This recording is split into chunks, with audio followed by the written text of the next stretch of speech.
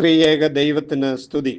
കർത്താവിൽ അത്രയും വാത്സല്യമുള്ള ദൈവജനമേ, പ്രത്യേകാൽ യുവജനങ്ങളെ, നിങ്ങൾക്കേവർക്കും ക്രിസ്തുയേശുവിൻ്റെ നാമത്തിലുള്ള സ്നേഹവന്ദനം.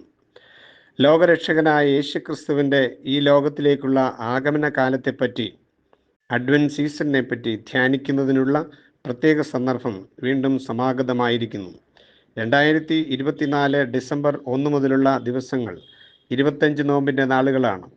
ഈ നോമ്പിൻ്റെ ഓരോ ദിവസവും നമ്മുടെ ഇടവകയിലെ യുവജന സഖ്യാംഗങ്ങൾ ഓരോ മിനിറ്റ് ദൈർഘ്യമുള്ള ധ്യാന ചിന്തകൾ യുവജന സഖ്യത്തിൻ്റെ വാട്സാപ്പിലൂടെ അയക്കുന്നതിനായി ഒരുങ്ങുന്നു.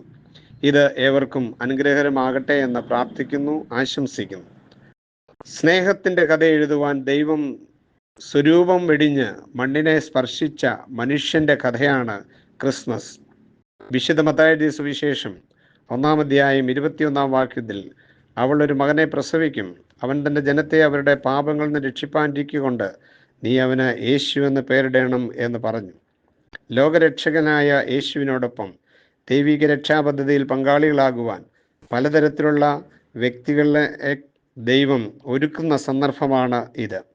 ഇന്നത്തെ വായനാ ഭാഗം ധ്യാനത്തിനായി നൽകിയിരിക്കുമ്പോൾ അവിടെ യോസഫിനെയും കന്യകമറിയത്തെയും ദൈവം ദൈവിക രക്ഷാപദ്ധതിയിൽ പങ്കാളികളാക്കുന്നത് എങ്ങനെയെന്ന് കാണാം. ദൈവനാമ മഹത്വത്തിനായി അപമാനിതരാകുവാനും പീഡിപ്പിക്കപ്പെടുവാനും നഷ്ടം സഹിക്കുവാനും യോസഫിനും കന്യകമറിയത്തിനും സാധിച്ചു എന്നത് ദൈവകൃപയാണ്. കാട്ടുതീ പടർന്നു പിടിക്കുന്ന വേളയിൽ പ്രാണരക്ഷാർത്ഥം കാട്ടുമൃഗങ്ങൾ ഓടി രക്ഷപ്പെടുന്നതിന് തത്രപ്പെടുകയാണ്.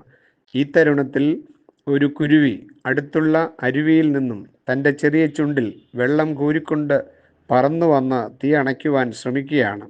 പല പ്രാവശ്യം അത് അങ്ങനെ ചെയ്തു. അവസാനത്തിൽ കുരുവി തീയിൽ അകപ്പെട്ട് ചത്തുപോയി. ലോകപ്രകാരം ഇത് മണ്ടത്തരമാണ് എന്ന് തോന്നാം. കുരുവിയുടെ ചുണ്ടിൽ കോരിയെടുത്തുകൊണ്ടുവരുന്ന വെള്ളത്തിന് കാട്ടുതീ അണയ്ക്കാനാവില്ല എന്നും അറിയാം.